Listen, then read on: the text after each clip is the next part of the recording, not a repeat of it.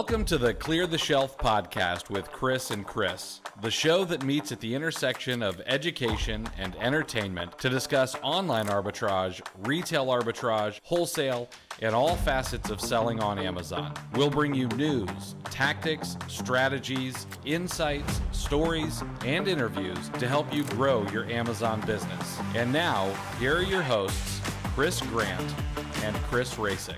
What's going on, everybody, and welcome back to this week's very special episode of the Clear the Shelf podcast. And as always, my jocund co-host, Chris Rasick, is with us. I am always curious when I do these. I wonder how many people go out and actually look up these adjectives. I hope you guys are. It's a free expansion of your lexicon, also mine, because I've got to go look all these up before the show. But with that all said, it is the holiday season, and we really wanted to put together a special episode to celebrate. But we know that the Amazon community is diverse, and those of you out there listening, you may celebrate Christmas, Hanukkah, Kwanzaa, maybe Diwali. So we looked for a holiday that transcends all of the spiritual and cultural divides, and I think Chris found it. It's Festivus. It's a holiday birthed from the mind of Frank Costanza as he rained down blows upon another man that was also trying to buy the last doll in a toy store during Christmas. It's a holiday in which we can shed the burden of commercialism, a holidays for those who find tinsel distracting. It's a Festivus for the rest of us. And I know we're not going to be able to share a meatloaf on a bed of lettuce or participate really in feats of strength just due to our distance from each other. I'm so glad you brought that.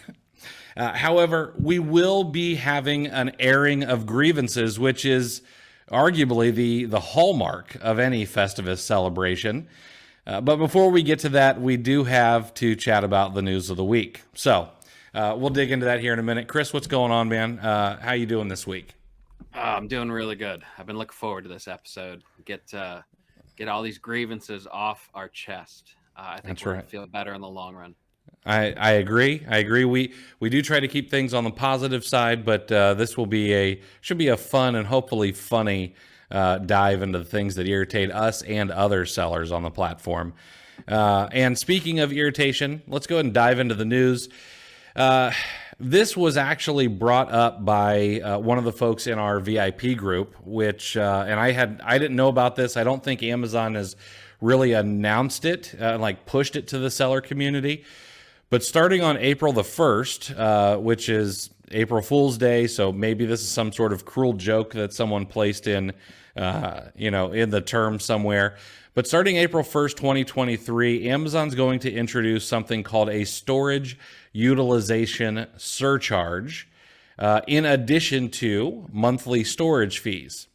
This surcharge is going to be based on the storage utilization ratio, which they do have a mathematical formula for, and I forgot to write it down.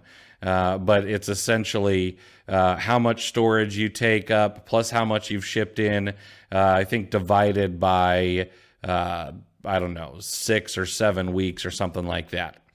But what they're going to do is this storage utilization ratio, which is the ratio of your average daily inventory volume stored in cubic feet. Oh, here it is. Divided by the average daily shipped volume in cubic feet over the trailing 13 weeks. They'll calculate that storage utilization ratio on the last day of a given month. That means for any inventory stored in April of 2023, they will calculate the storage utilization ratio on April the 30th, and they'll apply those surcharges in May 2023. So the surcharge will only apply to professional sellers, so those of us who pay the $39.99 a month will be able to also pay for the storage utilization fee. And you will only be charged if your storage utilization ratio is above 26 weeks. Now, hopefully, those of you listening are not, keeping your inventory in place for 6 months. So I'm hoping that this doesn't affect a ton of sellers, but I do know that anytime a new fee comes out, people are, obviously scared and wonder what this is going to do to their margins and things like that. So, but that's about it. It is going to take, if you actually, the fees in 2023, the base monthly storage fees are about 87 cents per cubic foot for standard size. If you are above the 26-week storage utilization, whatever it is, that's going to add an additional 69 cents per cubic foot, making your total monthly storage fee $1.56 per cubic foot. And I think you'd also be kind of surprised at how little storage space you actually really take up. So that's something you should probably go and take a look at in your account as well. I don't know. I really try to think about this from our perspective as sellers. I also do try to take Dylan Carter's view and look at it from the Amazon side when this kind of thing happens. And while this is probably disappointing news, I do see that Amazon is really trying to push even harder on we don't want to be a storage facility, we want to be a pass-through facility. And I also think that they want to be more in line with larger 3PLs that are out there for like direct-to-consumer brands and things like that, because I would imagine that maybe there are people who are abusing the relatively cheap cost of storage at Amazon. So that's, I don't know. That's kind of what it seems to me. If I'm sitting in Andy Jassy's mammoth chair in his CEO's office, is that what they're thinking? So, Chris, any thoughts on this for your business or for Amazon sellers? It's a lot to digest as far as like the explanation of it. I think ultimately it won't have too big of an impact. Because this is consistent in a couple different facets, in my opinion. It's further belt tightening by Andy Jassy. Mm-hmm. He's trying to cut costs. But even before Jassy took over the big chair from Bezos, a lot of the stuff, if you really look at it and you analyze it, it's been all about the sell-through, which is another way of saying what you just said. It's they're clearing out the back corners of the warehouse. They're getting their proverbial death pile. It's I think the most upset people would be the old school booksellers. Mm-hmm. It's just they've had their storage, the length of time that they could store their books, just hacked over and over again, essentially. And then when I was doing my testing, the mysterious IPI score.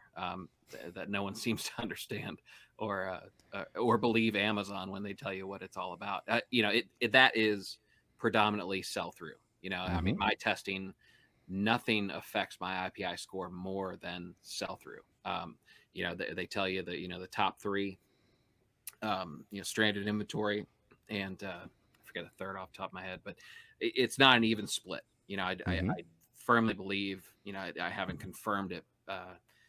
You won't find it in print anywhere, but it's all about the sell through. It's just get the stuff in, get the stuff out. So I think ultimately I'm not worried about it. If it does affect me, that's probably more of an indication of maybe a little bit of mismanagement on my part of mm-hmm. my store. Maybe it's going to be a kick in the butt to start liquidating some inventory. Yeah, I would agree with that, and you're spot on with the booksellers. I don't know. I want to say that I saw the writing on the wall when they made their very first change years ago, because I was a bookseller mainly. I had at the height, I think I had 3,000 or maybe 3,500 book SKUs all at FBA. And then they said, hey, guess what? No. And when I started, I could go buy Gaylords of books and I could send them all in, whether they sold or not, and they stored for free. And then I got my first $800 bill from them when I couldn't afford $800 bills. And and I was like, oh, okay, well, we've got to pivot, and we need to do it fast. And that's what got us out of books and more into RA and OA, which was a blessing in disguise. So, but yeah, that's right on the money with this, I think. Even years ago, when I first started, even some of the training materials and articles that I was looking up on my own right at the beginning, we're talking probably going on 4 years ago, still referenced a lot of book stuff. Yeah. You're looking for ranks. You could find articles that say ranks under 1 million. Anything under 1 million is good, and they got you going out to local Goodwills and Habitat for Humanities and on book sale days and library sales and that sort of stuff. You can still find that stuff out there. Oh, absolutely. Yeah, interesting. I don't know. I guess I wouldn't mind being a bookseller again, but I would have to do it completely differently. I'd have to, if I wanted to grow big and grow fast, I would probably need my own warehouse and a sorter of some sort, and really do high volume out of a warehouse rather than using Amazon for just about anything. So, and I'm curious. Now, I'm curious how many people are going to decide that, well, you know what, maybe it's worth it for us to hold on to a lot of longer tail items that have maybe these massive ROIs, and how many people are going to say, well, you know what, I'm just going to have my own space, or I'm going to make sure the garage is heated and cooled and things like that. Because the long tail still does make Amazon money. They just don't really want it in the Amazon warehouse. So, I don't know. Yeah, no, I'd agree with that. All And right. maybe that's an opportunity in what you just said. Warehouse space, and jump on the garage heater market right now. Right. All right. We should move on to the airing of grievances. So we really do try to stay on the positive side of the Amazon space, and we do. Even though it's often against both of our natures to stay positive all the time and not take the cynics, view of everything. We try to do that because it's a great space with great people, and I think that there's a lot of opportunity here, and it's just a happier place to work from. But sometimes we need to shift course a little bit, and we want to have a little fun. So. Yeah, it's we try to diffuse things when we can, and because there are a lot of overreactions, so we certainly don't want this to be a negative, but it's not all puppy dogs and rainbows. We know that, and this is Festivus, and grievances must be aired. So we put together a list. It surprisingly wasn't hard to compile. And we're gonna cover it. We'll keep this from just being a festival all about pissing and moaning. We'll also talk about some solutions and positive spins, like we're wont to do for some of these grievances. But let's get started. We can't eat until the grievances are aired. That's right. Yeah, I would like to. You mentioned something there that this list was surprising. This list was surprisingly easy to put together. It really, yeah, it was one of our more participation wasn't there was no strain in getting people to participate in ideas. Not at all. So I'll get it started. The first one I want to talk about is, I call them day one price tanker. And if you follow me on Instagram, I grabbed a Keepa snapshot of one of the examples. It was what would have been, if you had talked to me a couple months ago, a very nice product if you had sourced it. That has basically gone from $100 retail price to now under, I think, $30. And there was I even had to highlight the point that the specific orange triangle of the seller, of the person that I hate the most, that came in stock like 30% below what the buy box had been running. and that's the day one price tanker. And I'm talking like, it's selling for $80, has been consistently. Sellers aren't going crazy. It's not climbing too high. And for some reason, instead of $80, they come into stock at about $50. Mm-hmm. I don't get it. I don't understand it. It infuriates me. It depending on my stock levels, or if it's a lead that I'm about to purchase. It accelerates the price tanking in general, and basically kills all profitability. It drives me nuts, Chris. Yeah, I totally get that. So when I see that, I'm always curious. So my very first thought, my cynical side comes out, and I'm like, I wonder if this is one of those, across the country syndicates who steals from Walgreens and resells on Amazon, which, I know that that's probably not talked about a lot, but it happens. It's a real thing. Okay. And then I'm also curious, well, if it's not that and it's a little less nefarious, are these people, are they just big buyers of liquidation? Are they buying Amazon semi-truck full of our lost inventory? And is that why they can sell it so cheap? Or are they just morons? And I don't know which one it is. Yeah, I'm hoping for their sake that it's that they just found a way to get inventory cheaper than any of us schlubs.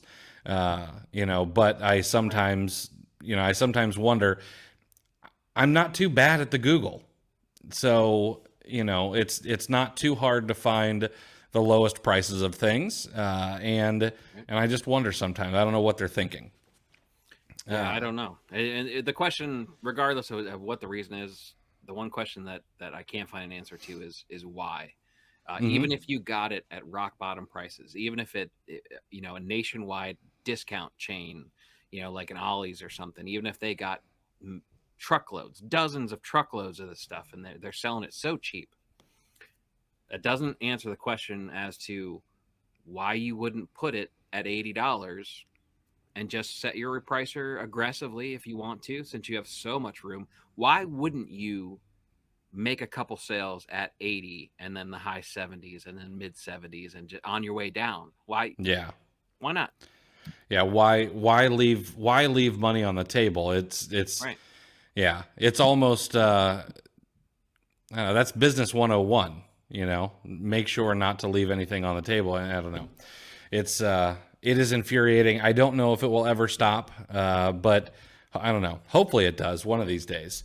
Eventually, if it's, and my other thought is, could it be someone who they're like, okay, I'm willing to just break even. I'm going to make money on cash back, and I'm going to travel the world on my credit card points.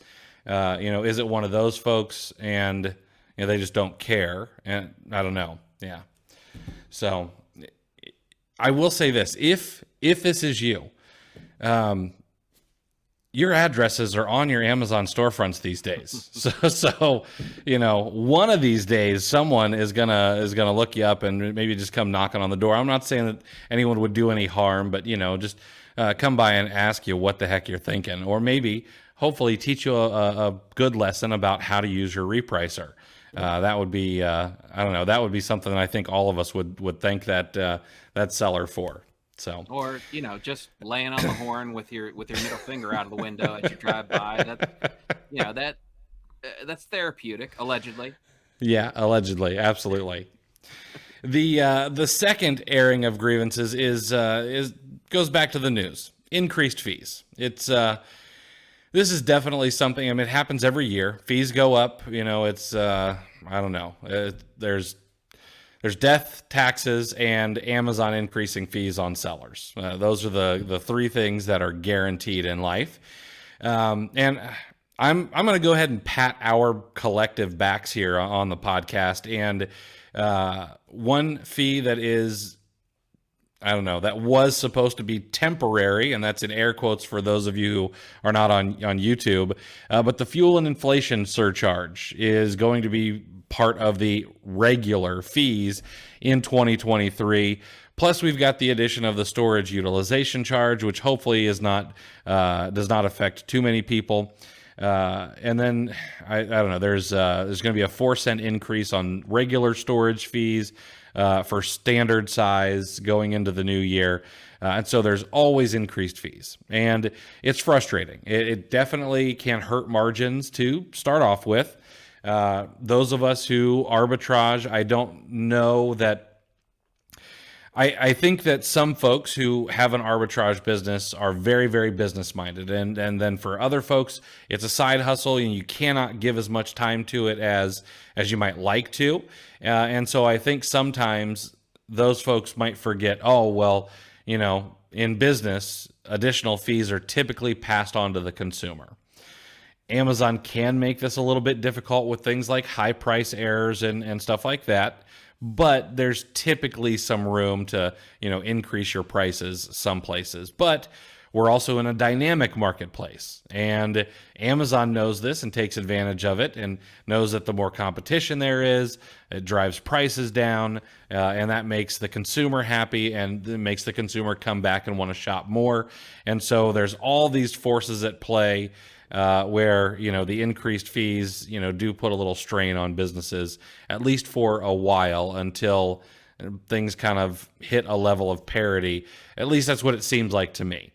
So this is definitely something to be irritated about. Unfortunately, it's something that's never going to go away. Right.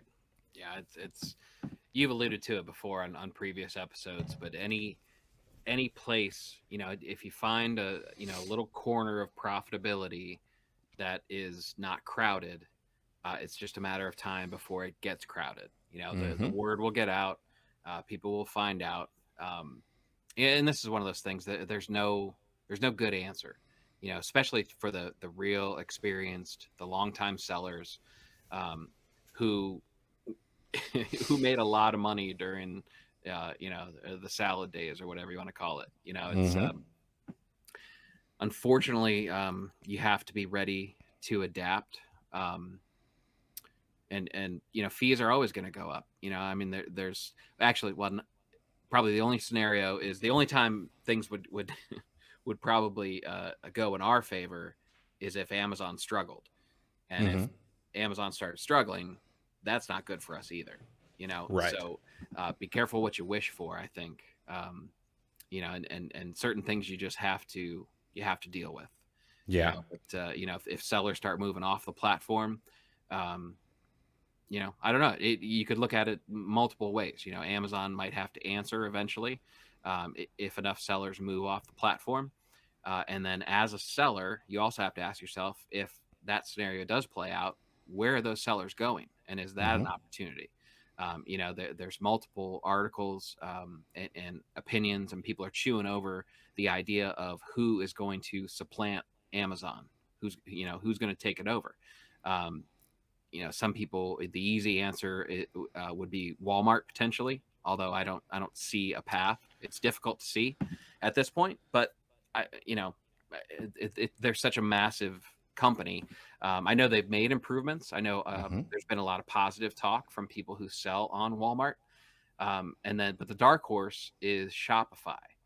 Yes. You could find some people who think that the better bet would be Shopify to take over. So if you're a seller, that's kind of how you have to be thinking forward. You can sit and whine about, how you're not making what you used to make. And it used to be so easy back in the day. And goddamn TikTok, blah, blah, blah. You can sit there and moan and have Festivus every day, and air your grievances over and over again. Or you can look for the opportunity and see if maybe it's time to maybe dabble in a Walmart Plus, third party seller or Shopify. Yeah. You bring up a good point, and you remind me of an article that I read recently, or maybe I can't remember if it was an article or if it was a tweet or maybe something that the CEO of Shopify said, who, I tell you what, if you guys want to listen to someone who's an absolute like genius, the Shopify CEO is a really, really smart guy. And most of his talks on YouTube are underwatched, in my opinion. But they have talked about the Shop app or whatever they call it. And right now, I think it's just kind of a listing of the different stores that are on Shopify.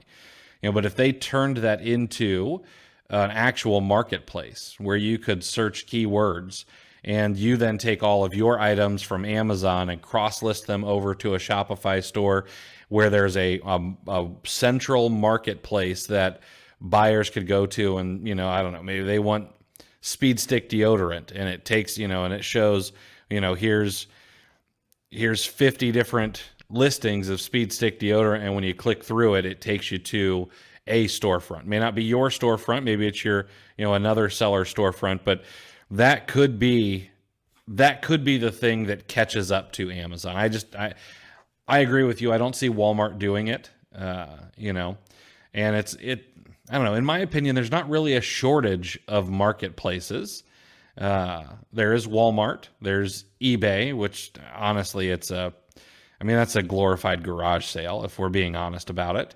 There's Facebook Marketplace, which is, I don't know, a glorified flea market. And dealing with, Facebook people is not fun. But Target and Home Depot, they have marketplaces too. They're harder to get into, but there are those marketplaces as well if your niche were to fit over there. Matter of fact, I noticed that the other day Target had 40% off toys, and 100% of the toys were marketplace sellers, Spreetail and a few others. So yeah, I don't know. Plus the other thing, Amazon has such a head start, even on Walmart.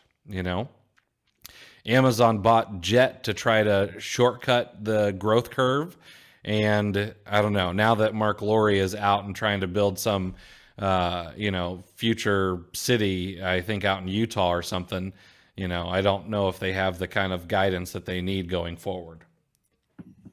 Yeah. Places will take their shots, but yeah, I don't know. There'll be opportunity.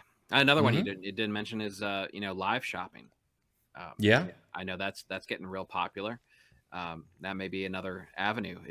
It may get to the point where, and which certainly isn't going to be, it's never a bad idea, but if you kind of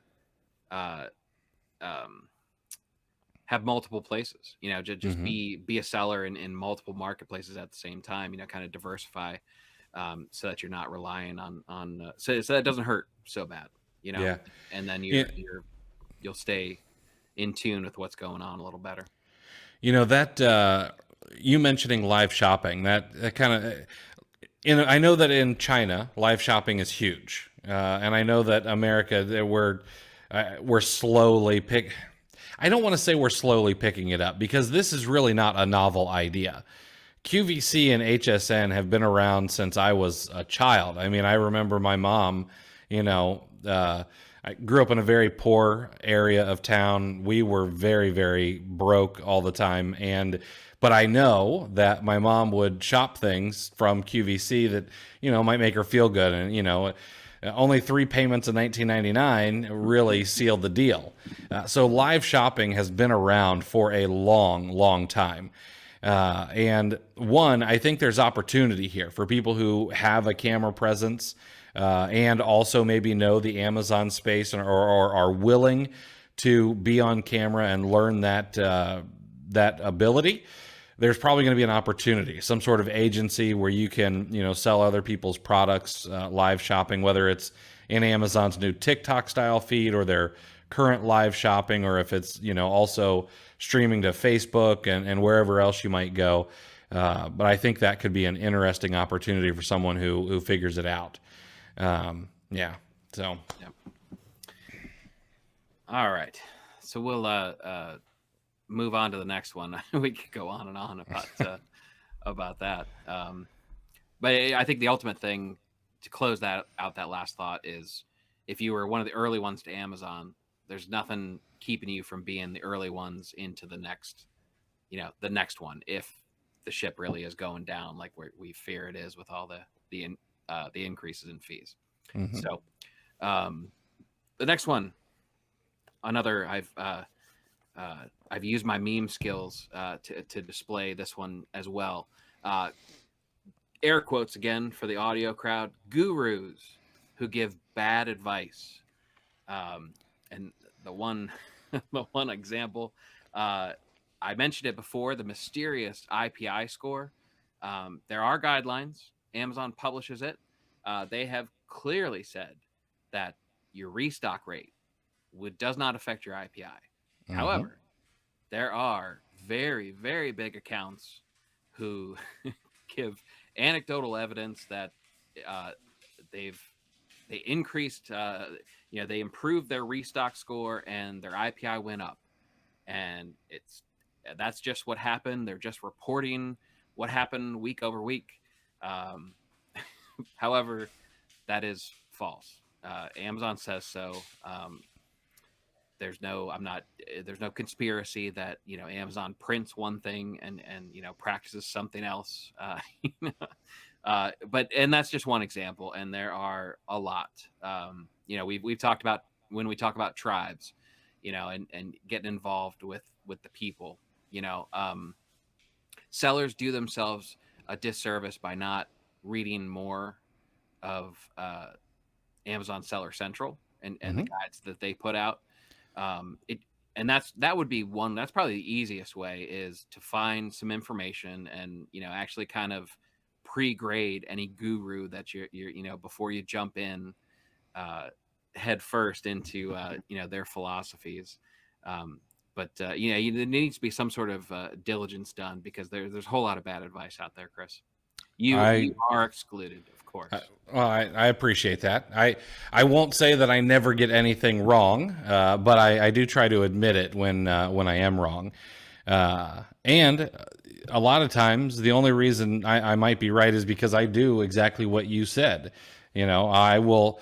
Before I answered the question that came up about the increased fees, the very first thing I did was I went out and I found what Amazon has posted about it in Amazon Seller Central. And then I gave some thoughts and I linked directly to it so that you could see exactly what Amazon says about it, because the original post about this storage utilization fee came from my favorite place, the Amazon Seller Forums. Which we know is, I don't know. It's sort of like the, those, I can't remember the name of them, but those, those rags, those gossip rags you see at the, at the checkout, but yeah, I went National Enquirer. Yes. Thank you. But yeah, I went straight to the source to figure the stuff out and see whether or not it was going to be an actual big deal or not. And then something that I think not only gurus, but also just every Amazon seller needs to know is that sometimes causation is not correlation, or whatever that saying is. But just because B happens after you did A does not necessarily mean that they're intertwined. It may feel like it makes sense, but we always need to go and double check that and maybe bounce that idea off somebody else before we throw it out there into the ether and give anybody bad advice. Yeah, and and we're not even touching on the low hanging fruit of all of the gurus out there that try to make this a get rich quick. The ones with the rented Lambos and wearing the Rolex and whatnot. That's we didn't even touch on those. Those should be easy to spot. I hope so. Yeah. This episode is sponsored by the Watch Lending Club, by the way. No, I kid. Please don't come after us, you guys. Yeah. What's interesting about that is I use I don't know. I haven't hidden it, but I have really gotten onto Twitter and really am trying to embrace that platform because I've got a face for Twitter. I don't have a face for Instagram. And there's also a lot of smart people over there. So I will use some of the advanced search features, and I'll go and I'll look and see what other people are saying about Amazon. And the amount of times that I see Amazon FBA and passive income in the same tweet sometimes makes me want to puke. And that's everywhere. It's on every social media channel. It's on TikTok. It's on Instagram. It's on Facebook. it's in YouTube ads because passive income is a buzzword and gets people to watch your video or things like that. I don't know. That's been a point of pride for me, I think, is to always try to be straight and say, you know what, this is hard work. It compounds, and it can. My buddy Nate calls it passive income because you can get paid on work you did in the past. And you find a really good replen, and that's, that lasts you for 6 months, and the amount of work to replenish it is a whole heck of a lot less than it is to go out and source new products every single day. But it's not what I consider passive. It's not just cashing dividend checks from whatever Fat Fire stock you bought. So, let's see. The next one is the seller that returns bad or tanked buys or products used for ungating. Now, I wrote a little bit of a thread on this, and I shared it on every social media channel because it's something that I saw more and more people talking about. Now, I do want to say that if you've done this or if you do this, I'm not judging you. I get it. I have. I totally am, jackass. That's all right. I before I knew better, I have done it in the past. Okay, and this was before probably what. I think nowadays when you say, "Oh, I'm a reseller," I think maybe 50% of the people in the world probably are like, "Oh, okay, I know what that is," and the other 50% are completely clueless. But there was a time when only 10% of the people in the world knew what you were doing, and you could get away with it, and it wasn't really a big deal because there was only one person returning 10 units of an item. There wasn't 50 people doing it. So it's a bad practice. You should not do it for a couple of reasons. Number one, if you make a bad buy and you then return it to the store, it's really not fair to the store. You bought it thinking you're going to make a profit on it. Now that you don't need to make a profit on it, you return it to a store. Well, what if they now have to clearance it out because that's store policy? Target actually does this quite often. You'll go to the clearance section and you'll see the sticker on it that says it was a web return or something like that. Or it'll say open box, but you can see that none of the seals have ever been tampered with. Those are just returns that someone came and dropped off, and they can't put it back on the shelf as new. And this happens at other places as well. It's even bigger if it's online arbitrage.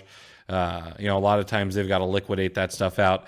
And what really pushed me over the edge and made me decide to say something was the fact that what's the name of that place?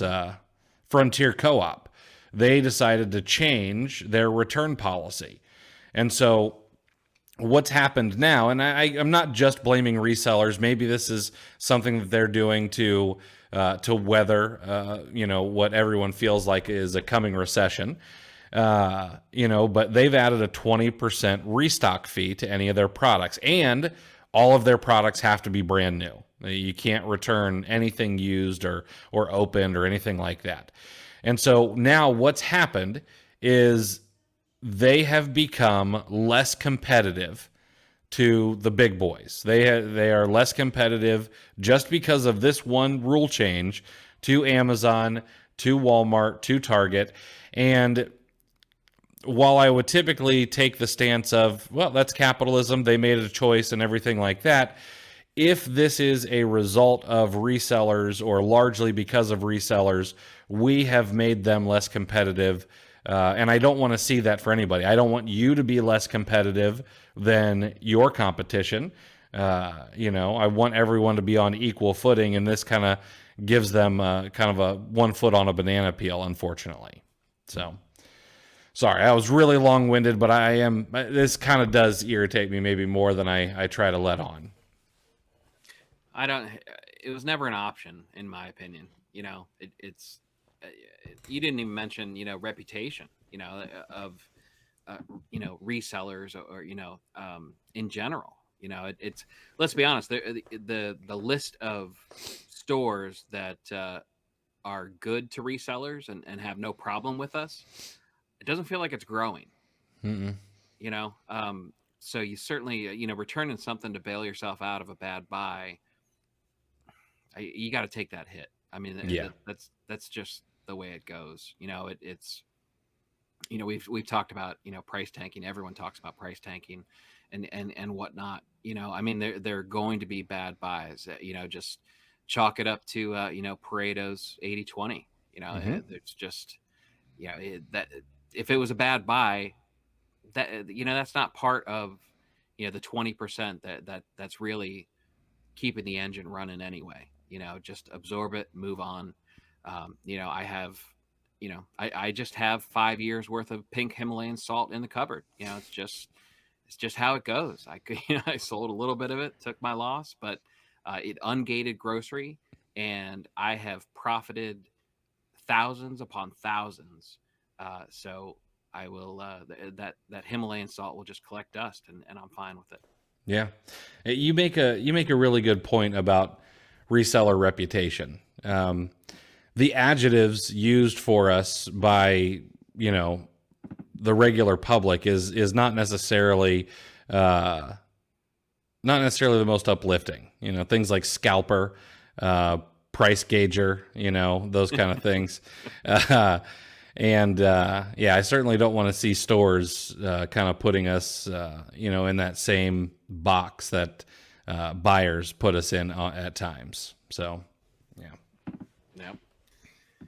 You'll have situations like Target, where they hate resellers. They resent buying lost leaders and just to flip it.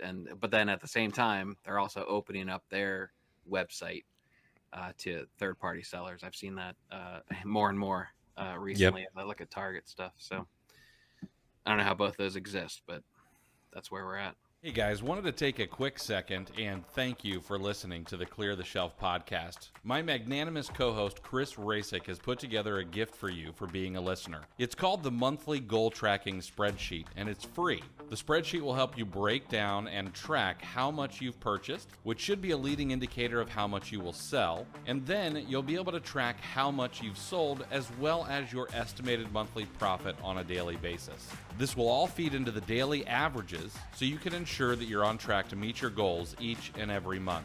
Grab it for free today over at cleartheshelf.com/goal-tracking. Thanks again for being a listener. Now back to the show.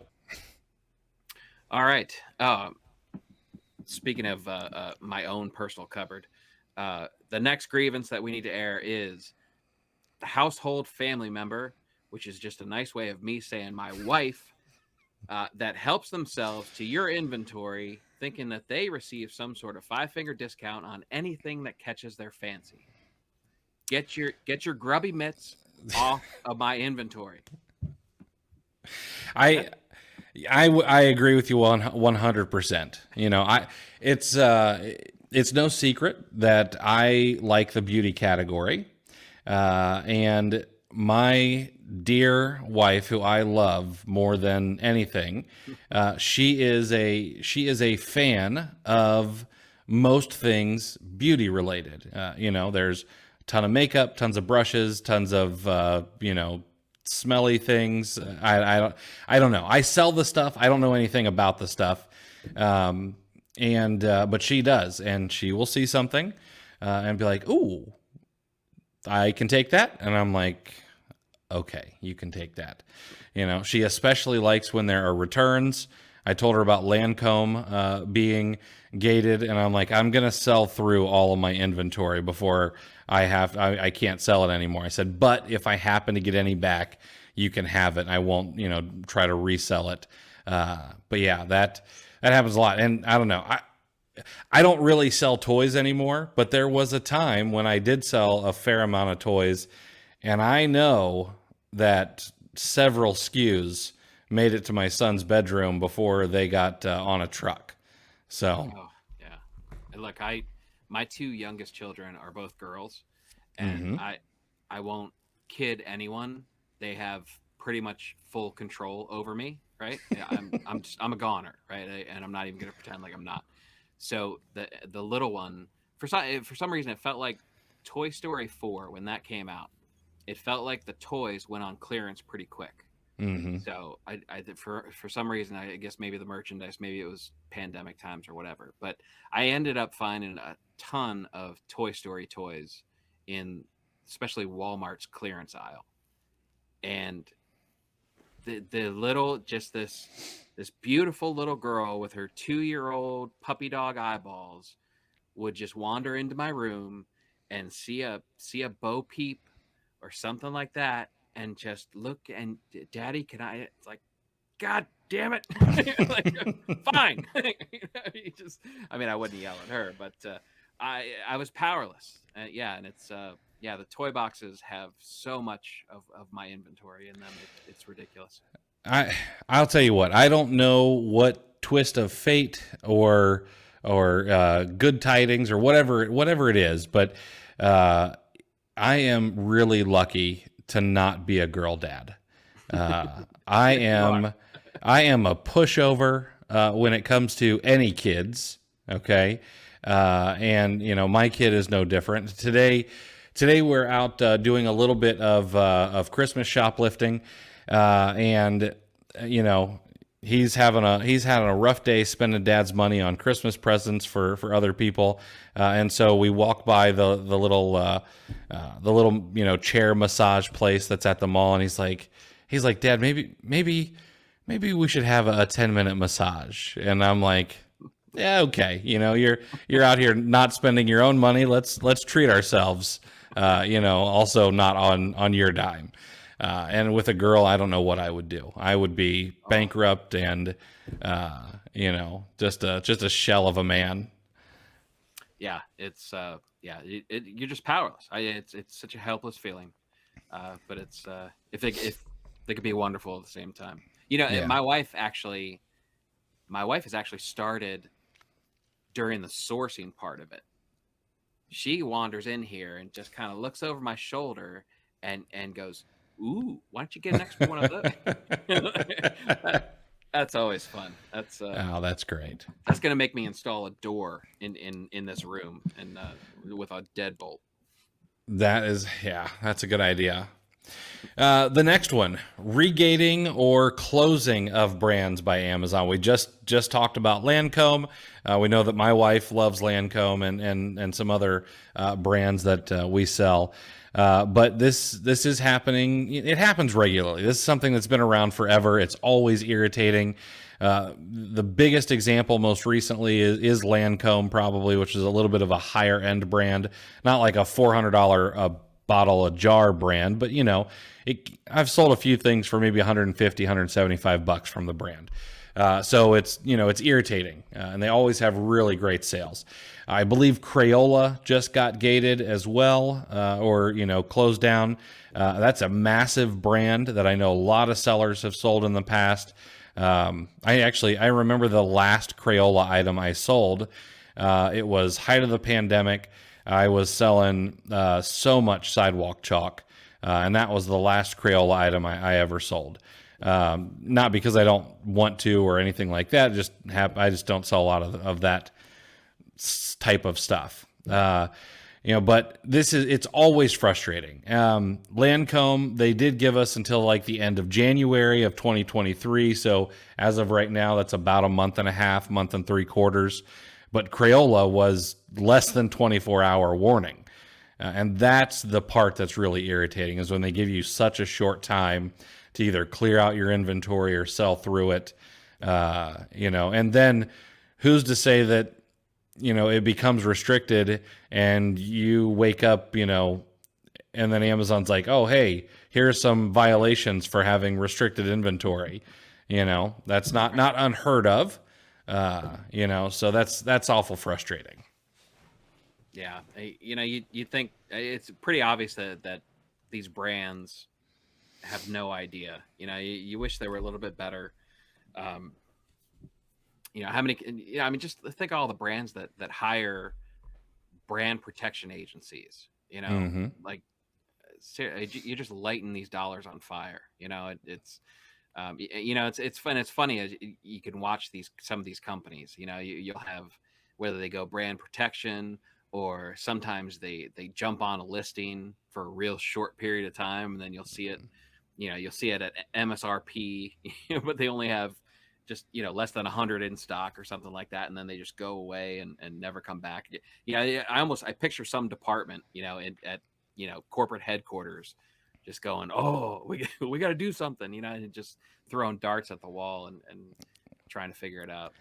I'm always curious why brands don't take an attitude more like Disney and Nike. Those are two of the biggest brands in the world.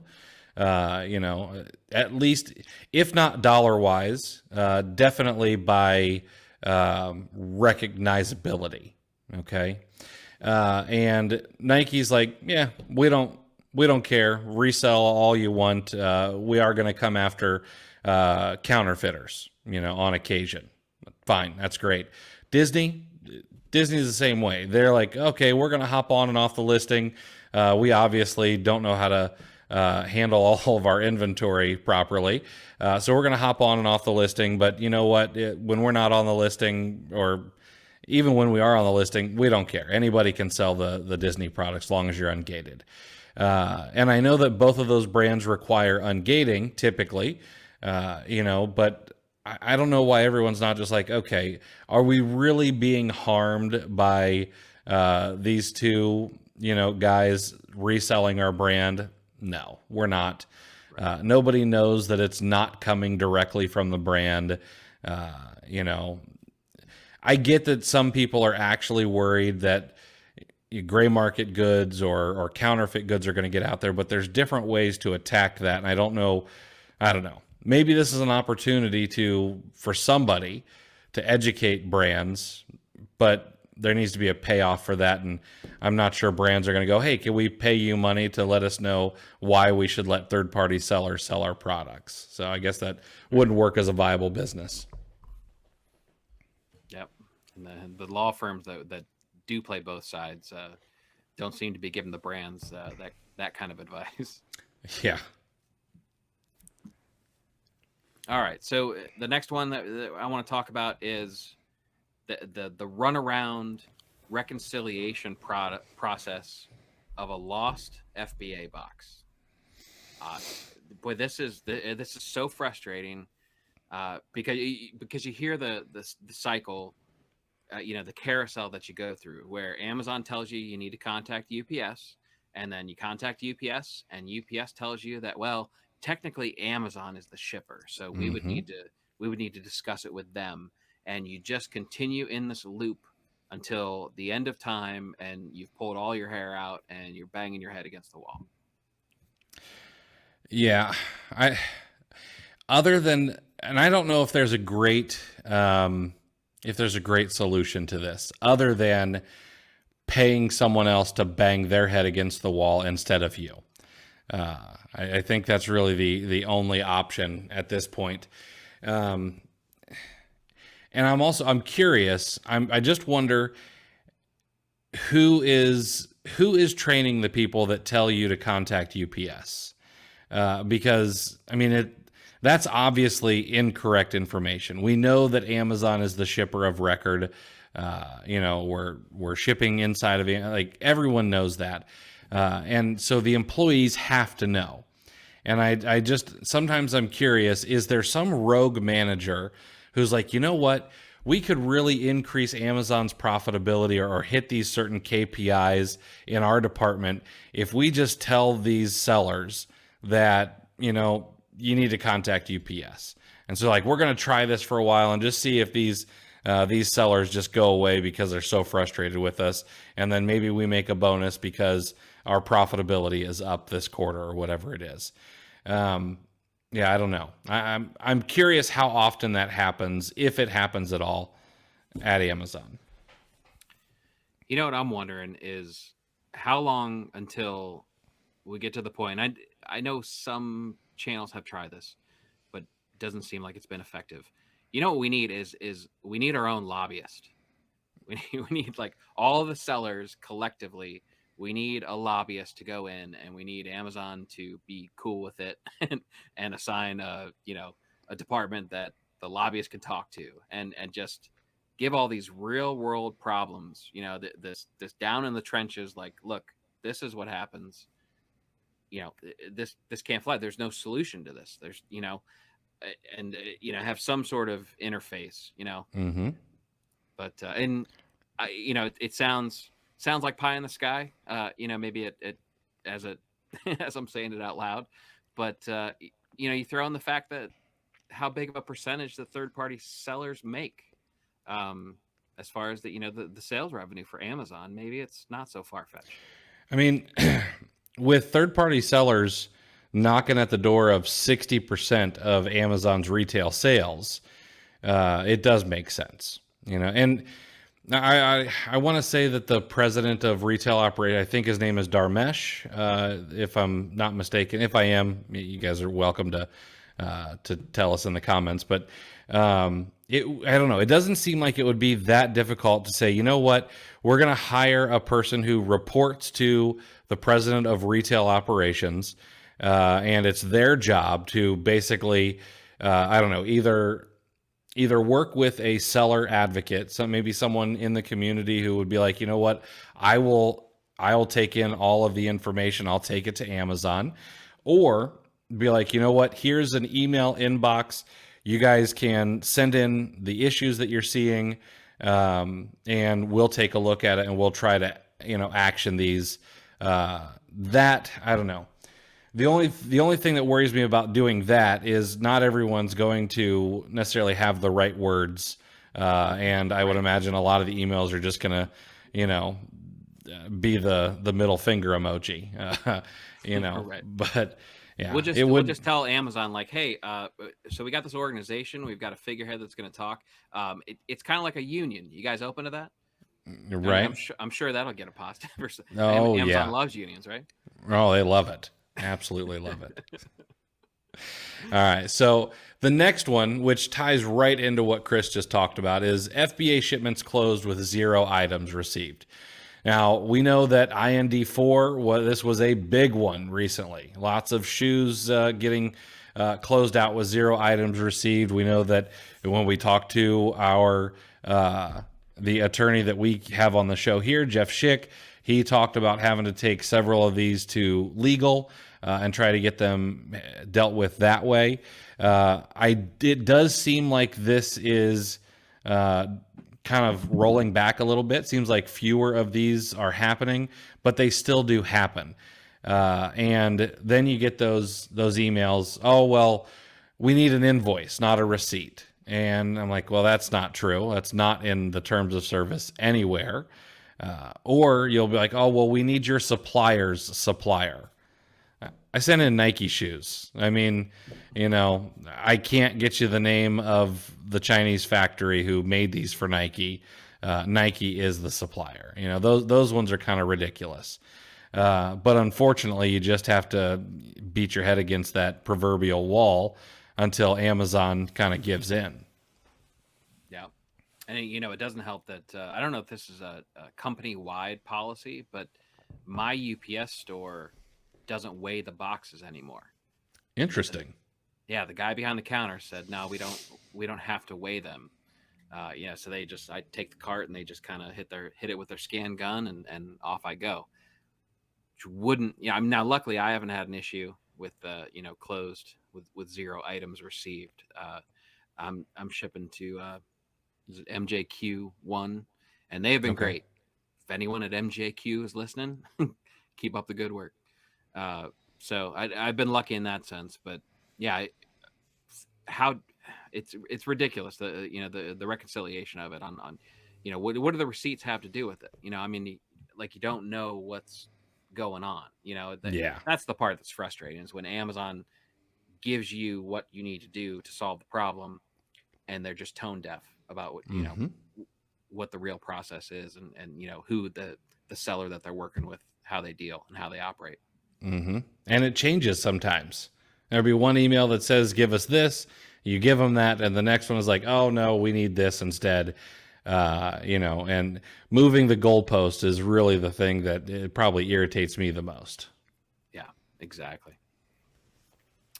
The next one we want to talk about, this is, I've probably brought this up before. but the Facebook group member or whatever group, it's not necessarily Facebook, but if you're in a collection with other sellers on a social media platform, the one member, well, it's not just one, but when the members ask the question that has been asked and answered hundreds upon hundreds of times already, and it's clear that they have done no searching, no reading whatsoever in the group, people, please, just that little magnifying glass, just give it a shot. Put in, just type in what you're about to ask, just like you would in the comment section before you post it.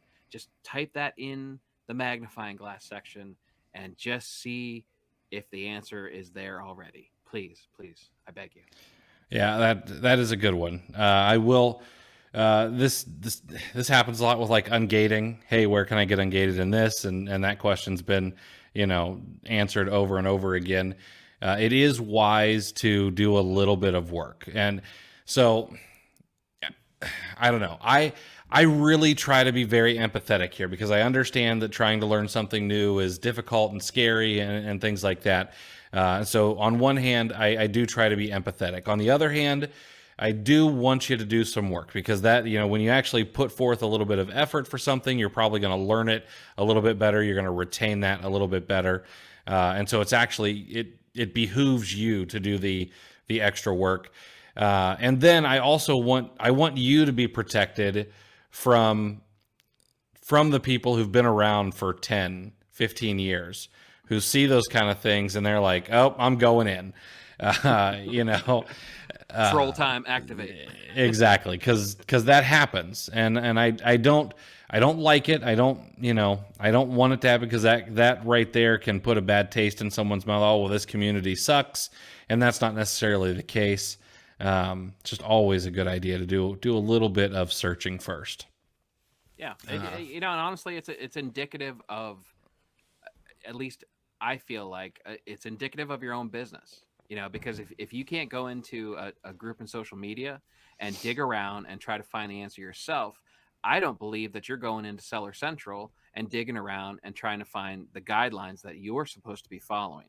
Mm-hmm. And if you're violating guidelines, thinking about the collective, us as a whole, that could be damaging to all of us potentially. Yeah, absolutely. I got something I always try to remember is, I don't know, being an entrepreneur, being a reseller. Resellers and entrepreneurs are kind of the same thing. We're business focused, and business is really just us solving a series of problems. That's why entrepreneurship and business ownership, that's why there is no ceiling on the amount of income that you earn, because if you solve unlimited problems, you make unlimited money. And so if you get into that habit early and say, you know what, when problems come up, I want to be the person solving them, in the long run, you're going to end up doing much, much better. So yeah. The next one, oh man, Amazon automation is bullshit. We did an entire, this is actually one of our top 10 episodes, on the podcast. Recently, there are two gurus in this space who have fallen from grace. One of them has filed bankruptcy, after it's reported that they took in $30 million from others. I don't know the details, so don't come after me for slander. I'm just telling you what I have read so far. And I do know that they've gone into bankruptcy. Someone took over their Instagram account for them, where you can go and fill out, paperwork as a debtor or a dettee. I always forget which one is which. But and then another one is, I think, being taken to the woodshed by the FTC. It's unfortunate. I feel really, really bad for the people who invested money in these kind of things. I don't know. Unfortunately, when there is the opportunity to make money like there is on the Amazon platform, there are going to be wolves among us. It's just the way it is.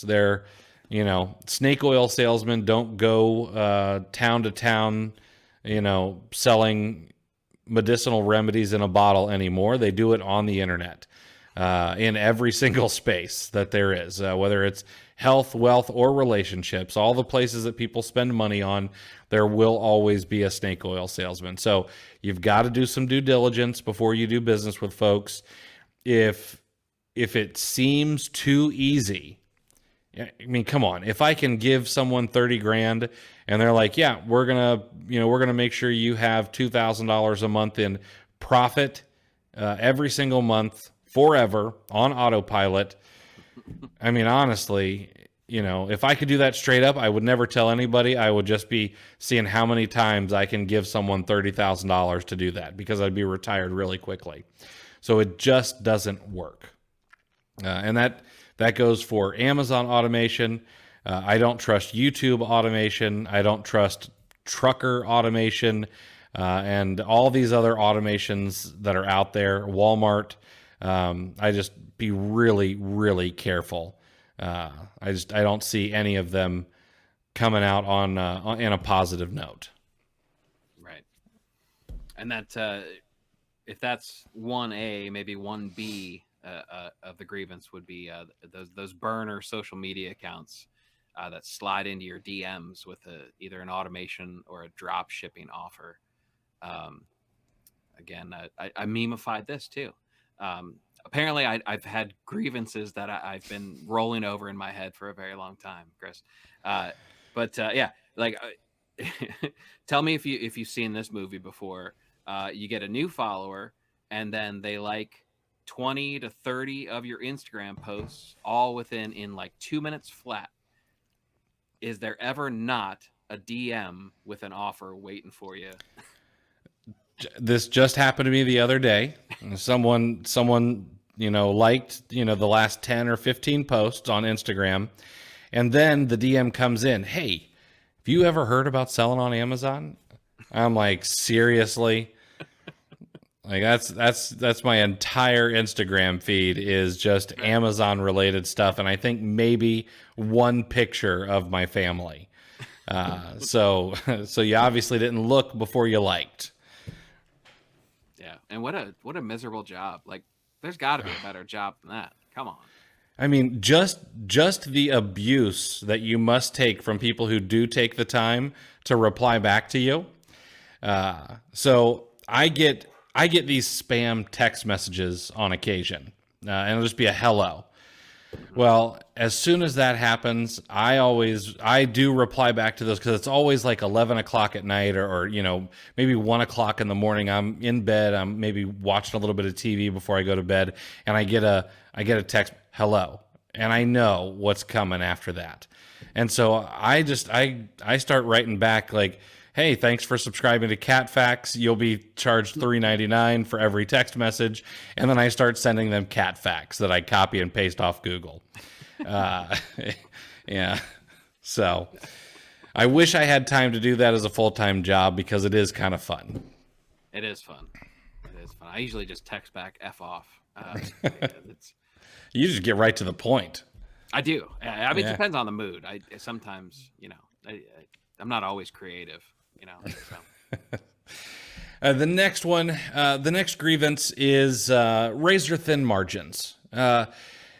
Sellers don't always understand their numbers, and this is not necessarily calling any one particular person out. It's actually something that took me a long time. I'm not a math guy. This is why we don't do public math here or anywhere else that I do stuff, but it can be difficult to understand your numbers. This can then lead to price tanking, because maybe you think your margins are X when they're actually Y, and now you've set up your repricer wrong.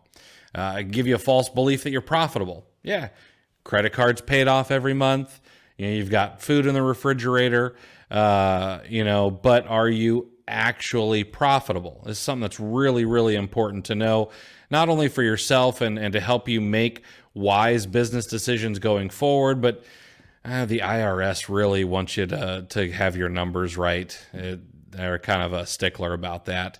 But what happens is, if you don't get a hold of your numbers, one day you're going to find out that you're going to turn into the next pharma packs. And it may not be, it may not be $100 million mistake like pharma packs made. It might just be $1,000 or $100,000 mistake, but it's still one of those things that will end up catching up to you.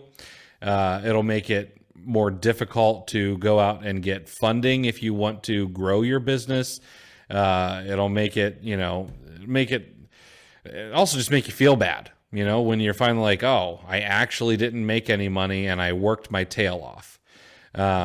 And I think one of the biggest reasons to know your numbers is to be able to, in a year or 2 years or however long it is, to be able to say, okay, is it time to pivot, or am I on the right track here and I really just need to double down? Because, if we're honest, sometimes quitting is the right decision. It's okay to fold up and go do something else. But if your numbers are, if you don't know your numbers, you cannot make that decision from an informed place. So yeah, really, really important to know your numbers, whether you're doing the numbers yourself or you have a bookkeeper or a CPA or whatever it is. Just make sure you've got some sort of P&L, every month or once a quarter, so you know what's going on in your business. Yeah. And just, you have to take the time to do that boring stuff. It's just, there's, and to your point, like entrepreneurs, the key, entrepreneurs have lots of businesses that fail, and that they don't find that discouraging. It's okay. It's time to move on. And that means the next one has a better chance of being the home run. They don't get discouraged by it. But the key to a failing business is knowing it, or getting out as soon as you can. That's the art of being, an entrepreneur, a serial entrepreneur. It's knowing when it's time to bail. That can be worth huge amounts of money. If anything, stop you from making mistakes that will affect you for a very, very long time. But yeah, knowing your numbers, you just have to, you have to be okay with the boring stuff, and knowing your numbers and just taking some sort of stock on a regular basis, because there's a lot of very aggressive philosophies out there being taught. I see a lot of people, and I'm certainly, if you're successful, like, I love it. I love seeing these posts. I love seeing some of those numbers. It was inspiring to me when I wasn't even close to where I wanted to be in this business, but I was still, excited and enthusiastic about it. That inspired me to keep going, and it let me know that it was possible. But honestly, if I'm being honest, there are a lot of people who show or say, some of these numbers of the amount of inventory that they're buying, coupled with the amount of time that they've been selling, which is usually a shorter period of time. There are people buying a whole bunch of stuff, and I fear that they're just kind of following a recipe given to them, which is dangerous. We've talked about it. Multiple different parts of this business is, know your numbers, manage your debt correctly, know what you can, know how much of a debt load you can carry. And I worry about some of these people that I see on social media. They're enthusiastic right now and they're buying a whole bunch of stuff, and these numbers are astronomical. And sure, a lot of them have, UPS pickup porch pictures that are very impressive. But I worry, if you don't know what margin is, or you can't explain it cohesively. And we've talked about the same thing with the just new sellers, and like the list of tools. That's the same concept. Or people who go, okay, I'm going to start selling on Amazon. I need to, according to this post, I need to go buy a Rolo. I need inventory labs. I need tactical arbitrage. I need a refund company. I need you don't get that stuff until you know what it's for, and preferably don't get that stuff until you know it's going to save you time and make you more efficient. Yes. Yeah. 100%. Yeah.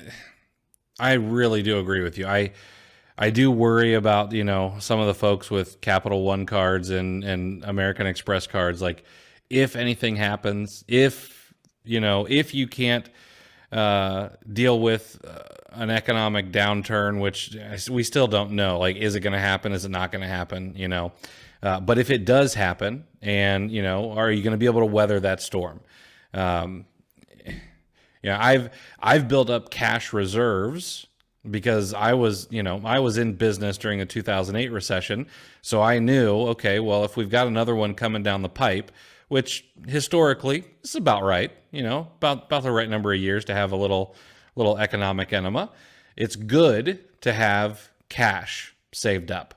And so we've got that. And I would never spend more than the cash that I have in the bank now. Now, we're a lot different than, if I were 20, 21 and, I was either still living at home or maybe I had a cheap apartment somewhere, do I risk everything, put everything on other people's dime and push it as hard as I can? Maybe, but now that I'm a dad and now that I'm a husband and I got to make sure that other people have a roof over their house, my thoughts have changed a lot on that.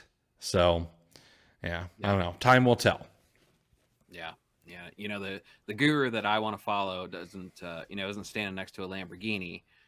They're standing next to their clock with no alarm set and a bunch of groceries. That's what I'm talking about. I'm doing this. I'm feeding my family. I'm controlling my own time. Sign me up for that, guru.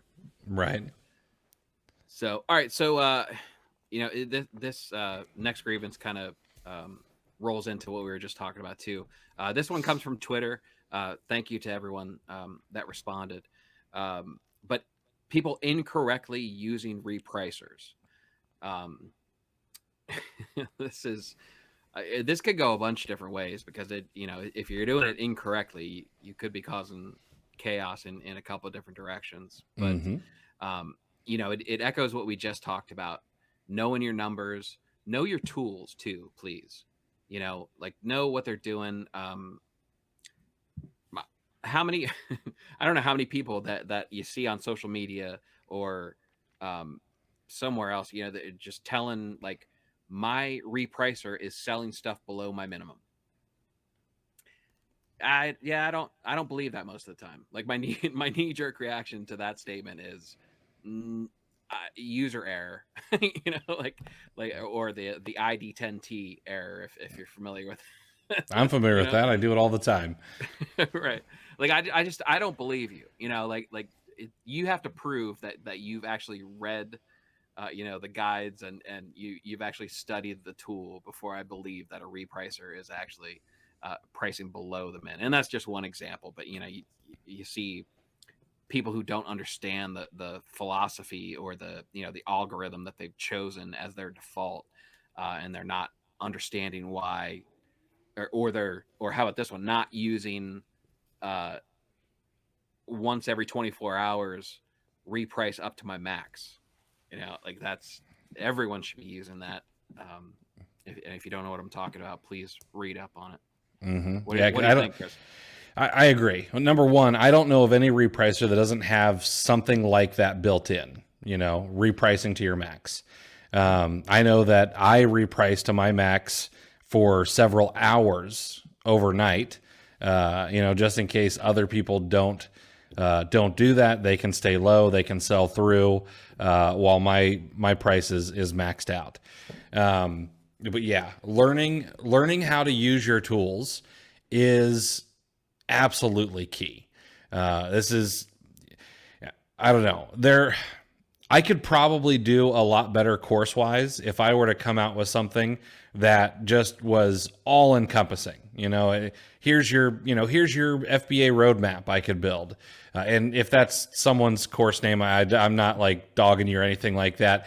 It just came to mind. But I could probably sell a ton of that kind of thing. However, I've always typically broken things up. We've got Keepa Academy, just about Keepa, because that's how important it is. We've got the Repricer Challenge, which is all about one particular repricer mostly, but the front end of it is kind of about the mechanics of how repricers work, because it's important to know those things. No, and then, the OA Challenge is all about sourcing and stuff like that. But, I've always broken them up separately because I think they're so important to learn separately and to make sure that you can have it when you're ready for that particular tool. But repricers especially. So make sure you're getting a quality one. I know that there's one or two out there who, people that are very popular with people, which I don't personally think are that great. But spend money on a repricer and then learn how to use it properly, whether that's just reading all of their blog posts or getting them to help you walk through the software, because it's incredibly important. And don't ever use Amazon's, ever. That's a horrible mistake, but absolutely learn how to use your repricer, because there's no better way to shoot yourself in the foot. And then what I like to do is on Friday, every single Friday, I have a calendar alarm set so that I go in and I just double check and make sure, did I accidentally screw something up when I added SKUs to my repricer? And so I go through and I look at every single listing just to make sure I didn't screw it up. And it's worth the 15, 20 minutes that it takes just to make sure that I'm protecting myself from my own stupidity. Mm-hmm. Absolutely. So this next one might be a really stupid pet peeve of mine. But if you spend any time in the electronics category, there are sellers who add, it's their name, Mega Electronics or Circuit City, part due. And then at the end of that, they'll put in brackets, SN recorded or serial number recorded. Now, I'll explain why they do this. They want to let the buyers know that the serial number on their electronic has been recorded, and if it gets returned and another serial number is on the item, that they'll be able to do something about it. Here's the thing. You can't, okay? Anybody can return anything on Amazon for any reason. The wind blew the wrong direction one day. I can return the item I bought 30 days ago. No questions asked. I can say it was damaged, even though it wasn't. I can do whatever. And there are videos on how to do all of this stuff. There's even videos out there on how to return broken electronics or used shoes and keep the ones that you got for free. Ethical? Absolutely not. But you saying that you've recorded the serial number is not going to make the person who might want to actually cause you monetary harm to move to the next seller who doesn't have that in their name. They're going to buy from whoever they buy from.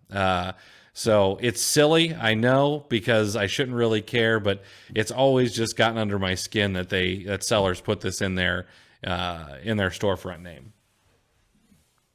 And even zoom out to just stupid store names in general, like it just we've I know we've brought this up at least once before, but if your store name is flipping for early retirement, come on, do better, people, please.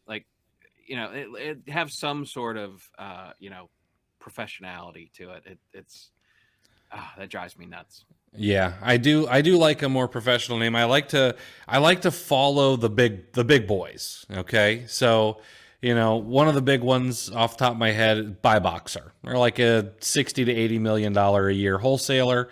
That's a good name, Buy Boxer. Makes sense on the Amazon platform. Puts a little ER on the end to let you know what they're trying to do. Okay, PharmaPacks. That makes sense. They started off as a pharmacy. All right, makes total sense. But yeah, flipping for the fun of it, I don't like that store name. Fix it. The next one, this drives me nuts. It makes no sense to me. It's frustrating. This is also from Twitter, but I 100% behind you. To the person that tweeted it, the suppressed buy box. Why does the buy box disappear when I am priced at either the same price or even a little bit lower than what they had the buy box just days before? Mm-hmm. Where'd it go? What happened? It's not insurmountable, of course, but it's more of a frustration. Stuff will still sell, but plenty of ASINs slow down when that buy box goes away. It frustrates me. Yeah. So I don't know. I have become less frustrated by suppressed buy boxes over time. I'll tell you the thing that does frustrate me, and then the thing that I also like about suppressed buy boxes. The thing that frustrates me is that there seems to be no rhyme or reason to a suppressed buy box. Yeah, the price could have been, $10. It goes down to $8, and then the buy box gets suppressed. And I understand that, maybe it's a bot, or maybe they've changed the way that their algorithm works, or whatever it is. But that part is frustrating. Now, the part that I do like about suppressed buy boxes is that I think that even still, I think that a lot of sellers tend to skip over items with a suppressed buy box.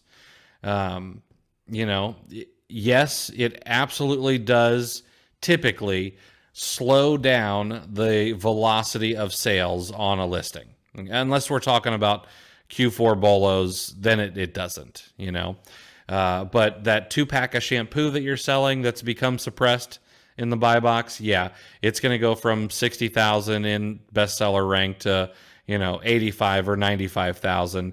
And yes, the velocity is going to slow down. But I then think that a lot of sellers skip over it, and I'll hop on those listings just about every single day, where I know a lot of other people have told me that they won't in the past. That's fair. Yeah, it's we even talked about that. I think it was last episode. There are some nice low key replens that I have with suppressed buy box. Mm-hmm. But if it's something, if I'm licking my chops over a product, I will change my attitude towards it in that circumstance. Right. All right. This next one, the seller that adds collectible dice, and again, for those of you who are not watching the video, that was in air quotes. But they add collectible dice to a game of Uno, or the seller that adds collectible stickers to a candy listing. All right. This irritates the hell out of me. Number one, if you're going to make a bundle like that, please, I want you to. I want you to be able to own the buy box of your own listing. However, it specifically says that you are supposed to bring value to the customer. And if you put collectible dice into a card game that doesn't use dice, you are bringing zero value to the customer. You're clogging up the catalog, and you're going to ruin it for other sellers eventually. If that happens enough, Amazon will end up saying one of these days, you know what? We're just going to go ahead and that's not okay anymore. And so that's what irritates me. For example, are these kind of things, are they the reason that there were these GTIN crackdowns this year? It's possible. Amazon didn't give us any information about what exactly was causing it, but it could have been people who were absolutely trying to clog up the catalog, with stupid stuff like this. I get a little frustrated with the people who put Funko plastic boxes with a Funko, because I know what they're trying to do too. That one's easier to overcome because you can get those things anywhere, but there's tons of these types of listings out there, and it just drives me nuts when I find a really good product and I'm like, oh, I don't have the collectible sticker that I need for this listing, so I have to pass on it so I don't get an inauthentic claim. Yes, and the shampoo and conditioner bundle that comes in the branded poly bag, like, like, all right, Yeah. all right, like, get out of here with that. And another reason to stop doing it is because my VAs can't tell the difference. For some reason, they cannot see that little sticker. I can't tell you how many listings on the spreadsheet they'll send me. It's like, hey, this is a good one. Like, Oh, yeah. no, it's not. All right. This next one, sellers that go into a flying rage at their third-party tools and third-party services when those tools and services rely on Amazon, and the issue is with Amazon, whether it be an API or the MWS key or whatever. When the problem originates in Amazon, so many of these services, these third-party companies, they take so much abuse when there's really nothing they can do. They're triaging it as fast as possible. Like I do Profit Protector Pro as my repricer, and they get dragged on Facebook. I'm not saying they're 100% blameless, but they catch so much flack from sellers when they're doing the best they can. We need to understand, maybe the grievance in this case is sellers who don't understand just how enormous this commerce ecosystem that we sell in actually is. Mm-hmm. Yeah. And I don't know. Here's one of the things. I was fortunate enough to kind of be able to see behind the curtain when Alex owned Tactical Arbitrage. And so when there was an API issue, I could be like, hey, Alex, what's going on here? And he'd be like, oh, well, this is the issue. And I'm like, oh, that makes perfect sense. There's an API issue that causes an issue for the front end. But of course, you've got to handle all of your customers because they may not understand that they're tunneling into Amazon through an API. And so here's something else. I think that a lot of times us as sellers, we're like, oh, Amazon's this massive company. Everything should work and everything should go, perfectly. Amazon's API and backend systems, I have said numerous times, they are all duct taped together. And I say that, and it's been verified by people who have worked at Amazon. They've reached out to me via messaging, and they're like, "Hey, I can't really say this publicly, but you're absolutely right." And it makes sense. When you have a startup mindset like Amazon does, like a lot of other tech companies do, you do what works and then you kind of slap it all together and you deliver the minimum viable product. And then a lot of times it's going back and fixing things way later down the road, which is what I think Amazon's trying to do by switching to the SPI API, even though that's maybe causing some other headaches. So I always really try to be patient with tool providers because I always assume that it's Amazon's fault first and then the tool provider. And sometimes I'm wrong. Sometimes it's just a screw up by the tool provider, but I would prefer to give them the benefit of the doubt over Amazon. Yeah. I mean, stuff is going to break, like it's unfortunate, but jumping on a Facebook page and this has cost me money. I haven't had sales in 5 hours. Ultimately my response is, boo-hoo. Unfortunately, it's gonna look. I managed a department when I had my day job, and there were 15 people in there, and 3 of them were customer service phone reps. Right? I couldn't even get 3 people to organize their lunch and smoke breaks so that one of them was available for phone calls at all times. So take that and then multiply it by the trillions of dollars that Amazon is worth. You know, like some people just lack perspective on this stuff. Yeah, absolutely. All right, this next one is also from Twitter.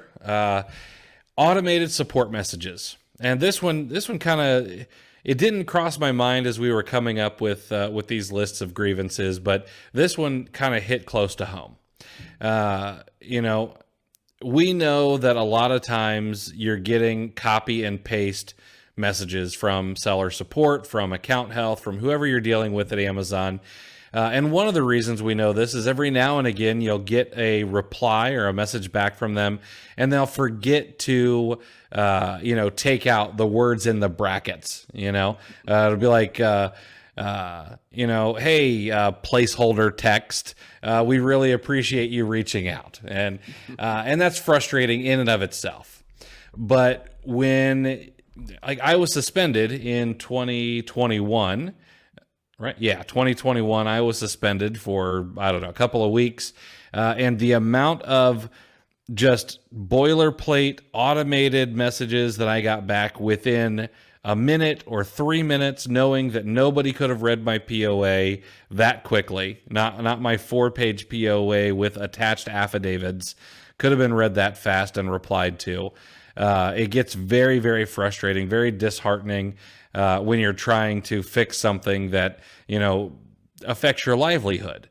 So yeah, that one is super, super frustrating. Yes. And I don't know if there's a fix for it. No, I don't think so, in my opinion. That's just corporate, feels like it's corporate culture, like having response times and, being graded on, metrics that are based on efficiency that don't really correlate to customer service, Yeah. And it's, the frustration is probably equal to, how pressing the matter is, so yeah, that one's definitely worthy of the frustration. Another frustration is Amazon forcing the new workflow when the old system was fine. This is also from Twitter. A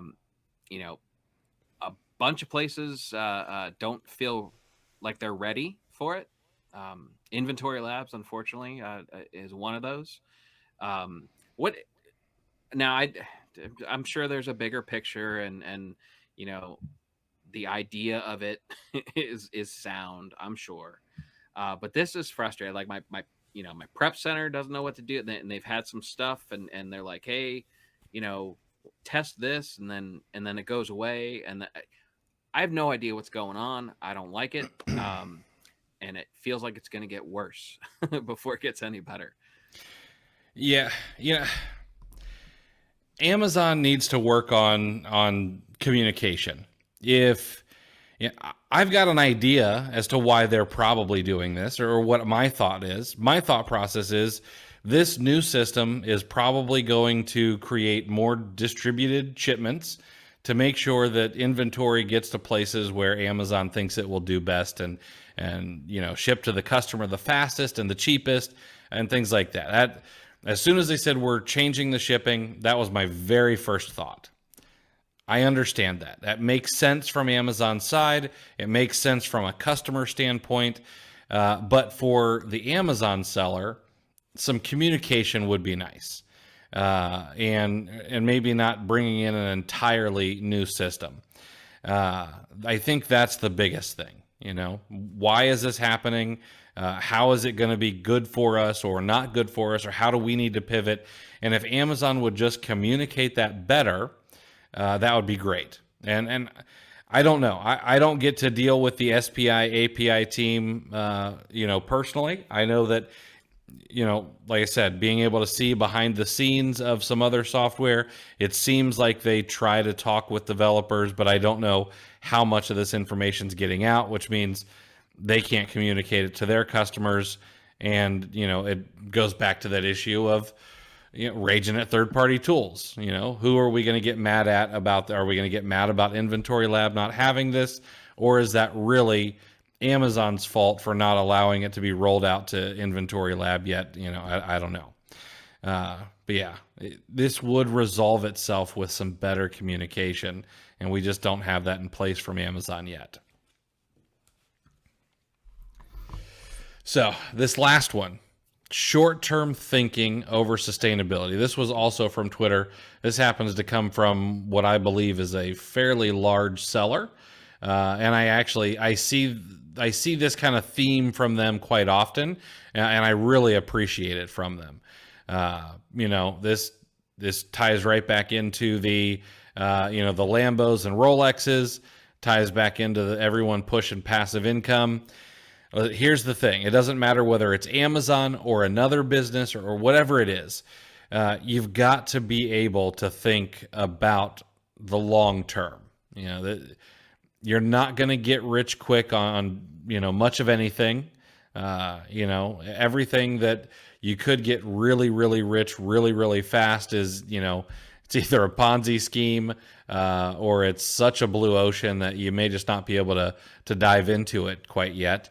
But every business, if you think in like 5-year blocks instead of 5-month blocks, you're going to be way ahead of everyone else. And I don't know, that's something that I was very fortunate about. When I turned 18, I thought I knew what I wanted to do for the rest of my life. Turned out it wasn't quite right, but I did it for 12 years anyway, just to make sure. So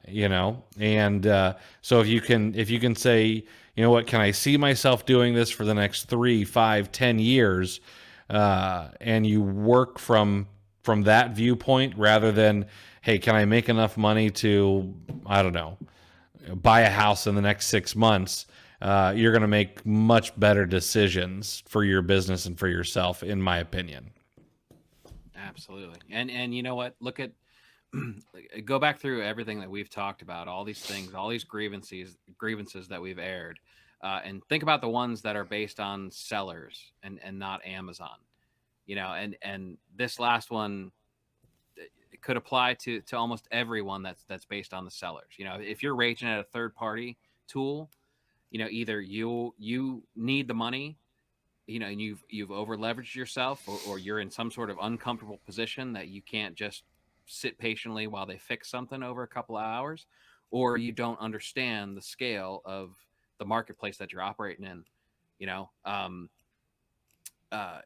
If you're falling for the get rich quick scheme, or if you're probably not in the right mindset. You're probably not business focused. If you're I just lost it. Sorry, but you know what? If you're I lost it again. But if you're not looking for your answers in the Facebook group beforehand, and you're just firing it off, be like, I need the answer now, and you don't have the time for the research. Like I said before, you're probably not reading, Seller Central. You're probably not understanding the guidelines that you are required to operate within, the parameters and whatnot, and chances are, you're not really thinking long term. You kind of have the wrong attitude, or maybe you don't quite have the skill set to make this successful over a long period of time. Mm-hmm. The good thing though is if you don't have the skill set yet, and that's the key word, yet, that skill set can be obtained, but again, you've got to remember to think of a longer arc. I don't wholly believe in the 10,000 hour rule, but I do believe in the 1,000 hour rule. You can really make it to the top 5, maybe 3% of just about anything with 1,000 hours of sustained and focused learning and practice and action taking. So yeah, this was, I think that's a good one to end on. And before we go, we've got a quote of the week this week, which is a lot more positive, a lot more uplifting than this entire episode was. And we'll be back to our regularly, happy, uplifting episodes going forward. But Chris came up with this quote, so I want you to kind of end it off for us, man. Yeah, it's we are in the holiday season, and we were griping pretty good there for a while. So I thought this was fitting. it's Q4, and I know a lot of people are really, really hustling. And I hope everybody has time to take some time for gratitude and some time with their family, with their loved ones, and really enjoy the season and overall enjoy the opportunity that we have in this business. That's kind of like why I found this. And the actual quote is, if you have resources, if you have the freedom to choose, if you have the ability to not just spend money, but spend time and create things that touch other people, you are rich. And that's from Seth Godin. And I really, really like that, especially this time of year. Yeah, that is a really, really good quote from one of the greatest of all time, Seth Godin. Yeah, thank you for that. I do want to take a second. I do want to thank Chris. I want to thank you for kind of pushing this and getting kind of making this podcast get legs and make sure we made it happen. I also want to thank you guys as listeners. I am thankful that you're willing to spend time listening to two yahoos, chat for 90 minutes to 2 hours sometimes about this Amazon game. I don't necessarily think that we're definitely not the smartest sellers. I'm certainly not the best looking seller, but plenty of you guys show up every single week that we want to keep doing this, and we have fun doing it. And so spend some time with your family. When this comes out, it should be really, really close to Christmas. If you celebrate Christmas, Merry Christmas. Celebrate Hanukkah, Happy Kwanzaa, whatever you're doing. I hope you take some time to really enjoy the wins that you've had over this past year and what you've been able to do for yourself and your family. And I know that I'll be thinking about that during the holidays. So thanks so much to you, Chris. I appreciate you, man. And thank you guys for tuning in whenever we get these episodes uploaded. So hope you guys have a great rest of the year. Happy Festivus. Thanks for listening to Clear the Shelf with Chris and Chris. If you enjoyed this episode, please take a screenshot on your phone and share to Facebook, Instagram, or your favorite FBA group, and be sure to tag me and let me know why you liked it and what you'd like to hear more from us in the future. Also, I'd like to give you some free gifts for listening. Head over to rabbittrailchallenge.com and repricerchallenge.com for some free courses to further your business. Thanks for listening.